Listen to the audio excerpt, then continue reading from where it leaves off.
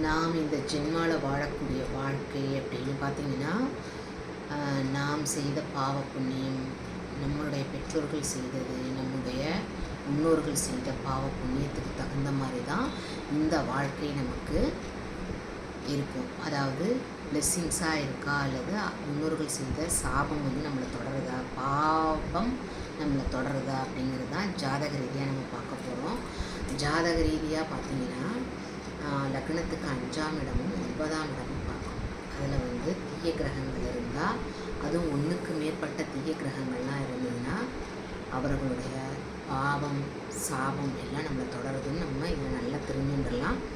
அதே மாதிரி சுபகிரகம் இருந்தது அப்படின்னா நமக்கு முன்னோர்களுடைய பிளெஸ்ஸிங்ஸ் நமக்கு கிடைச்சிருக்கு அப்படின்னு நம்ம புரிஞ்சுட்டுலாம்.